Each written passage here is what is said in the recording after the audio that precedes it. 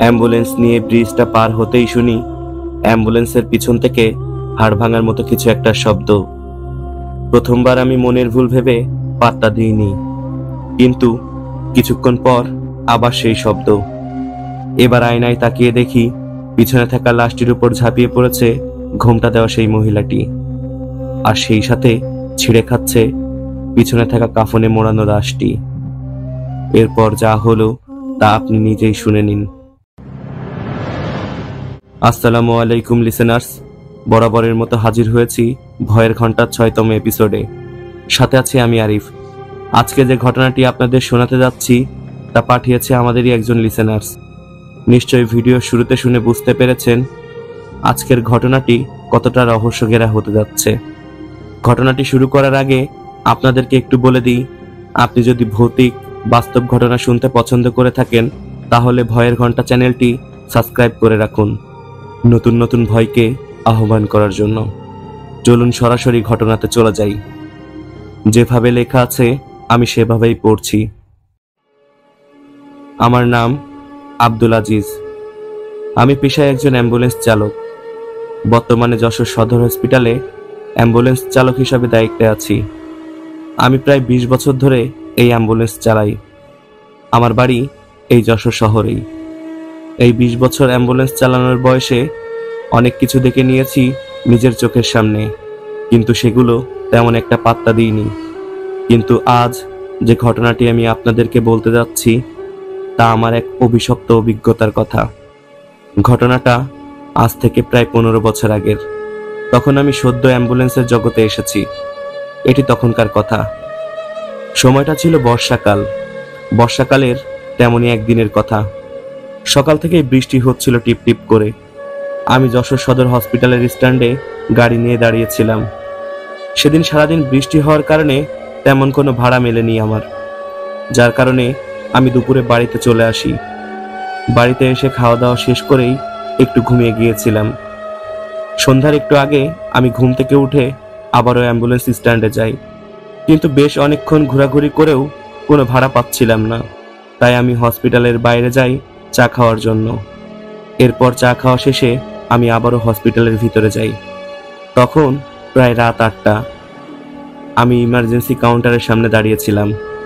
একজন অড বয় এসে আমাকে ডাক দিয়ে বলে, আজিজ ভাই, ভাই যাবেন? একটা ডেড বডি নিয়ে চুয়াডাঙ্গা যেতে হবে। যেহেতু সারাদিন আমার কোনো ভাড়া ছিল না, তাই আমি 7-5 না ভেবে সাথে সাথেই হ্যাঁ বলে দিই। এরপর ভাড়া এবং সবকিছু ঠিক করে আমি তাকে বলি লাশটা নিচে নামিয়ে নিয়ে আসুন। তার সাথে আমি আমার হেল্পারকে কল দিয়ে বলি গাড়ির কাছে এসে দাঁড়াতে, একটা ভাড়া হয়েছে। এই বলে আমি আবারও হসপিটালের বাইরে চলে যাই কয়েকটা পান আর সিগারেট নেওয়ার জন্য। তারপর যথারীতি আমার হেল্পার গাড়িতে লাশ আর কাগজপত্র বুঝে নিয়ে আমাকে প্রায় 30 মিনিট পর কল দেয়। এরপর আমি অ্যাম্বুলেন্সের কাছে গিয়ে দেখি আমার হেল্পারের সাথে একজন হুজুরের মতো লোক দাঁড়িয়ে আছে। আমি তাকে সালাম দিয়ে জিজ্ঞাসা করি লাশটা আপনার কি হয় এবং আমি চুয়াডাঙ্গার ঠিক কোন জায়গাতে গিয়ে আপনাদেরকে নামিয়ে দিব। লোকটা অনেক চুপচাপ স্বভাবের ছিল, খুব বেশি কথা বলছিল না তখন। আমি তাকে কথাগুলো জিজ্ঞাসা করার প্রায় মিনিট খানিক পর সে আমার উত্তর দেয়। সে বলে এটা তার স্ত্রীর লাশ, আর তাদেরকে চুয়াডাঙ্গার আগে একটা গ্রামে নিয়ে যেতে হবে। সঙ্গত কারণে আমি নামটা উল্লেখ করতে পারলাম না। এরপর আমি তাকে এবং আমার হেল্পারকে বলি গাড়িতে উঠে বসার জন্য। যথারীতি তারা দুজন আমার কথা শুনেই গাড়ির সামনে এসে বসে পড়ল। লাশের স্বামীকে লাশের কাছে না বসে গাড়ির সামনে বসতে দেখে আমি অনেক অবাক হই। তাকে যেই পিছনে না বসার কারণ জিজ্ঞাসা করতে যাব আমি, তখনই আমার চোখ চলে যায় পিছনে। আমি পিছনে তাকিয়ে দেখি কাফনে মোড়ানো লাশটির পাশে বড় কালো কাপড়ে ঘোমটা টেনে একজন মহিলা বসে আছে। এটা দেখে আমি কারোর কাছে আর কিছু জিজ্ঞাসা করলাম না। আমি ভাবলাম পিছনে যেহেতু একজন মহিলা বসে আছে, তাই হয়তো সামনে থাকা হুজুর পিছনে বসেনি। বিষয়টা আমি একেবারে স্বাভাবিকভাবে নিয়েছিলাম। আমি আর কারোর সাথে কোনো রকম কথা না বলেই গাড়িটা স্টার্ট দিলাম। আমি যেই সময় অ্যাম্বুলেন্স নিয়ে হসপিটাল থেকে বের হচ্ছি তখনও গুড়ি গুড়ি বৃষ্টি পড়ছে, আর সেই সাথে কিছুক্ষণ পর পর বিদ্যুৎ চমকাচ্ছে আকাশে। যেহেতু বৃষ্টি হচ্ছিল তার উপরে রাস্তাটি অনেক বেশি খারাপ থাকার কারণে আমি আস্তে আস্তে গাড়ি চালাচ্ছিলাম। এভাবে গাড়ি চালিয়ে আমি যশোর ক্যান্টনমেন্ট চূড়ামনকাঠি পার করে 7 মাইল বাজারে চলে আসি। বলে রাখা ভালো, আমার হেল্পার এবং পাশে থাকা সেই হুজুরটি ঘুমিয়েছিল আমার গাড়িতে। আমি যখন অ্যাম্বুলেন্সটা নিয়ে 7 মাইল বাজার পার করে বেশ কিছুটা সামনে গেলাম, তখন হঠাৎ শুনি পেছন থেকে নারী কণ্ঠে করুণ সুরে কেউ জোরে জোরে কান্না করছে। সেই কান্নার সুর এতই করুণ ছিল যে সেটা শুনেই আমার গায়ে কাঁটা দিয়ে উঠেছিল সে সময়। এটা শুনে আমি গাড়ির ভিতরে থাকা আয়নাতে তাকাই। সেখানে তাকিয়ে দেখি পিছনে থাকা সেই বড় ঘোমটা টানা মহিলাটি কান্না করছে আর দুলছে। এটা দেখে আমি খারাপ কিছু চিন্তা না করেই স্বাভাবিকভাবে নিলাম বিষয়টা। কিছুক্ষণ পর কান্না থেমে গেল। আমি তখনও গাড়ি চালাচ্ছি। গাড়ি চালিয়ে যখন সামনে আর একটু যাই, তখন হঠাৎ আমার ডান কাঁধে একটা ঠান্ডা নিঃশ্বাস অনুভব করলাম। নিঃশ্বাসটা এত অদ্ভুত আর জোরে ছিল যে আমি ভয়ে আঁতকে উঠেই গাড়িটি হার্ড ব্রেক করেই রাস্তার মাঝে দাঁড়িয়ে যাই। এদিকে হার্ড ব্রেক করার কারণে গাড়িতে এত বেশি ঝাঁকুনি হয় যে পাশে থাকা হেল্পার আর হুজুর আচমকা জেগে ওঠে। উঠে আমাকে জিজ্ঞাসা করে, কি হয়েছে আজিজ ভাই? তারা ভয় পাবে বলে এটা ভেবে তাদেরকে কিছু না বলেই আমি বললাম, সামনে গর্ত ছিল, চোখে পড়েনি, তাই ইমার্জেন্সি ব্রেক করেছিলাম। তাদেরকে এটা বলে বোঝাতে পারলেও আমি সেই সময় নিজেকে বোঝাতে পারছিলাম না। বারবার আমার মনে একটাই প্রশ্ন জাগছিল, নিঃশ্বাসটা কিসের ছিল? মনের ভিতরে একরাশ ভয় নিয়ে ভাবতে ভাবতে অ্যাম্বুলেন্সটা নিয়ে কালীগঞ্জ বাজারে চলে আসি। এরপর সেখানে দাঁড়ালাম চা খাওয়ার জন্য। আমরা যখন চা খাওয়ার জন্য সেখানে দাঁড়ালাম, তখন রাত আনুমানিক 11:30 কি 12টা হবে। যেহেতু আমি আগে থেকে একটু ভীত আর চিন্তিত ছিলাম, যার কারণে আমি তাদের সাথে তেমন কথা বলিনি সেই সময়।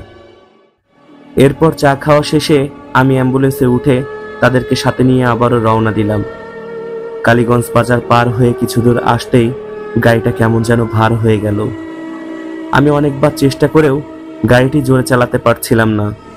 আমি যতই গাড়িতে অ্যাক্সেলেটার দিই না কেন, গাড়ি ঠিক আগের গতিতেই চলতে থাকে। এভাবে গাড়ি চালিয়ে একে একে কোটচাঁদপুর দর্শনা পার হয়ে আসি। কিন্তু তখনও আমার ভিতর ভয় আর মাথার ভিতর একটাই প্রশ্ন ঘুরছিল, আমার কাঁধে কিসের নিঃশ্বাস ছিল। এরপর রাস্তায় আর কোনো সমস্যা ছাড়াই তাদের গ্রামে ঢোকার রাস্তার মোড়ের বাজারটাতে চলে আসি। তখন সময়টা সঠিকভাবে মনে নেই আমার। রাত 1:30 কি 2টা হবে। বাজারটা একদম শুনশান। এখান থেকে ডান দিকের রাস্তা ধরে আরো প্রায় 3 থেকে 4 কিলোমিটার ভিতরে যেতে হবে। যথারীতি আমি গাড়ি নিয়ে সে রাস্তাতে ঢুকে পড়ি। রাস্তাটার একটু বর্ণনা দিই আপনাদেরকে। ঘনবসতি পার করেই সামনে একটা বড় বিল, আর বিলের শেষে একটা খাল আছে। সেই খালটি পার হওয়ার জন্য ছোট্ট একটা ব্রিজ আছে, আর ব্রিজের আগেই খাল পার ঘেঁষে একটা বড় বটগাছ, আর সেই বটগাছের একটু পাশেই রয়েছে বড় একটি গ্রাম্য শ্মশান। শ্মশানটি ক্রস করে ব্রিজ পার হয়ে 15 থেকে 20 মিনিট গেলেই সেই গ্রামটি। এবার আমি গাড়ি চালিয়ে বাড়িঘর পার করেই সেই বিলের রাস্তা ধরে যেতে থাকি। যেতে যেতে দূরে গাড়ির হেডলাইটের আলোতে দেখি ঝাপসা একটা বটগাছ দেখা যাচ্ছে। আমি আমার মতোই গাড়ি চালিয়ে শ্মশানটা ক্রস করি। শ্মশানটা ক্রস করেই খালের পাড় ধরে ব্রিজে উঠে পড়ি। ব্রিজটি পার হতেই শুনতে পাই অ্যাম্বুলেন্সের পিছন থেকে হাড় ভাঙার মতো কটমট করে শব্দ হচ্ছে। শব্দটা শুনে আমার বুকের ভিতরে কেঁপে উঠল। এরই কিছুক্ষণ পর আবার সেই শব্দ। অদ্ভুত এই শব্দটি কিসের তা দেখার জন্য অ্যাম্বুলেন্সের ভিতরে থাকা রিয়ার আয়নাতে তাকাই।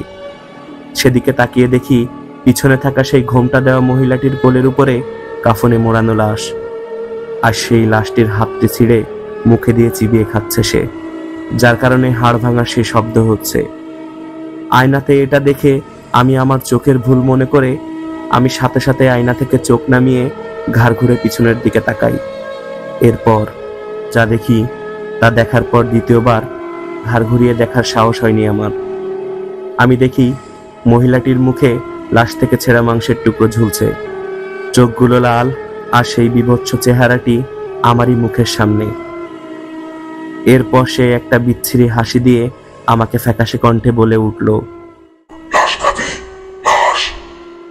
এটা আমার লাশ। আয়, লাশ খা। এটা শোনা মাত্রই আমি এক চিৎকার দিয়ে গাড়ির স্টারিং ছেড়ে দিয়ে ব্রেক করি।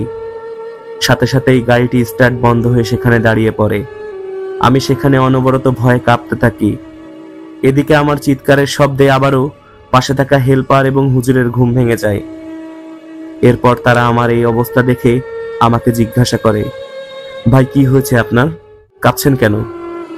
তখন আমি কাঁপা কাঁপা গলায় হুজুরকে বললাম, আপনার স্ত্রী লাশ খাচ্ছে, পিছনে বসে থাকা মহিলাটি।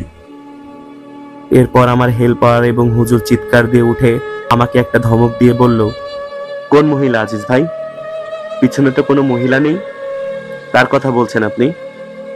তাদের মুখে আমি এই কথাটি শুনে সাথে সাথেই আমি পিছনে তাকিয়ে দেখি অ্যাম্বুলেন্সের পিছনে কেউ নেই, না মহিলা, না লাশের কাপড়ে কোনো ছিঁড়ে যাওয়ার দাগ।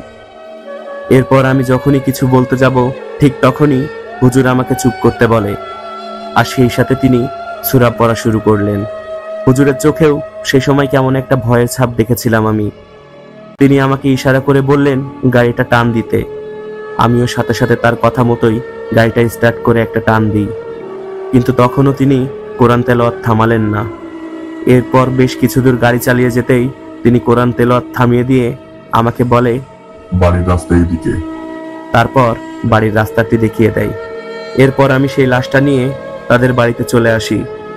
গ্রামের লোকজন এসে লাশ নামিয়ে নিল। লাশ নামানোর পর হুজুর গাড়ি থেকে নেমে আমাকে বলল, সে নাকি আমার কথা শুনে পিছনে তাকিয়ে গাড়ির পিছন থেকে কিছু একটা নেমে যেতে দেখেছিল সে সময়। তাই তিনি সবকিছু বুঝতে পেরেই সাথে সাথে কোরআন তেলাওয়াত শুরু করেছিলেন। এরপর আমি বাকি রাতটা তাদের বাড়িতেই থেকে গেলাম। ঠিক ফজরের পর যখন আমি বাড়ি ফিরছিলাম তখন আমি অনুভব করি আমার শরীর ঠান্ডা আর সেই সাথে প্রচণ্ড বুকে ব্যথা হচ্ছিল। বাড়িতে আসার পর আমি অসুস্থ হয়ে পড়ি। 7 দিন বিছানায় পড়েছিলাম অসুস্থ অবস্থায়। এরপর একদিনের কথা, আমি এক বড় হুজুরের কাছে যাই। হুজুরের কাছে গিয়ে আমি আমার সব ঘটনা খুলে বলি। এরপর হুজুর সবকিছু শুনে আমাকে পানি পড়ে দেয় এবং একটি তাবিজ দেয় আমার হাতে ব্যবহার করার জন্য। আল্লাহর রহমতে কোনো সমস্যা ছাড়াই আমি হুজুরের চিকিৎসা নিয়ে ধীরে ধীরে সুস্থ হয়ে উঠি। এরপর সেই রাতের পর থেকে আমি আমার অ্যাম্বুলেন্সে কোনো লাশ তোলার আগে বারবার তাদেরকে জিজ্ঞাসা করি, আপনি মানুষ তো? প্রিয় লিসেনার্স, অ্যাম্বুলেন্সের এই ঘটনাটি আপনার কাছে কেমন লেগেছে তা জানাতে একদম ভুলবেন না। সেই সাথে আপনারা কে কোথা থেকে আমার এই ঘটনাটি শুনছেন তা কমেন্ট বক্সে জানিয়ে ফেলুন এখনই।